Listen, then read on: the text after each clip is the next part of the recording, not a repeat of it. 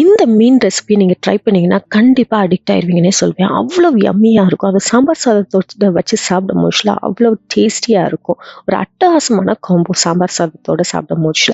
இல்லாச்சுன்னா சும்மா கூட நீங்கள் சாப்பிட்டுக்கிடலாம். இதுக்கு நான் வந்து வாழை மீன் இல்லாச்சுன்னா சுறா மீன் நம்ம எடுத்துக்கிடலாம். ஸோ இதை எந்த மீன் நீங்கள் எடுக்கிறீங்களோ நல்லா ஸ்டீம் குக் பண்ணிக்கோங்க. நீங்கள் சுறா மீனில் எடுக்கும் போதுல ரொம்ப டேஸ்டியாகவும் இருக்கும். சுறா மீனில் உங்களுக்கு வந்து போன்ஸ் வந்து நிறையா இருக்காது. ஆனால் வாழை மீனில் நிறையா போன்ஸ் இருக்கும். நல்லா வந்து டிஸ்கார்ட் பண்ணும் போதுல அதுக்கு ஏற்ப நீங்கள் பார்த்து போன்ஸ் எல்லாமே டிஸ்கார்ட் பண்ணிக்கோங்க.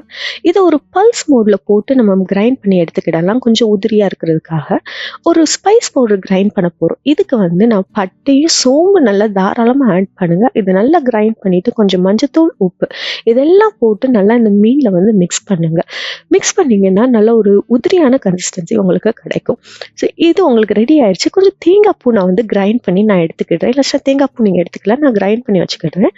ஒரு தவால நல்லா தாராளமாக எண்ணெய் ஊற்றிட்டு கொஞ்சம் கடுகு, உளுந்து, கருவேப்பிலை இதெல்லாம் நல்லா வதங்கி வர மோஸ்ட்ல கொஞ்சம் வெங்காயமும் மிளகாவும் நல்லா வந்து ஸ்லிட்டர் தான் நான் கட் பண்ணி நான் ஆட் பண்ணிக்கிறேன். இதெல்லாம் நீங்கள் நல்லா வதங்கின பிறகு இந்த மீன் புட்டையும் நீங்கள் ஆட் பண்ணிட்டு சிம் குக் பண்ணுங்கள். நல்லா வந்து மிக்ஸ் பண்ணி விட்டே இருந்தீங்கன்னா அந்த வாட்டர் கண்டென்ட் எல்லாமே அப்சர்வ் ஆகி நல்லா உதிரியாக வரும். அந்த ஸ்டேஜில் ஃபைனலாக தேங்காய் பூ ஆட் பண்ணிட்டு ஒரு 2 செகண்ட்ஸ் வச்சு எடுத்திங்கன்னா உங்களுடைய மீன் புட்டு சூப்பர்பாக ரெடி ஆயிடும்.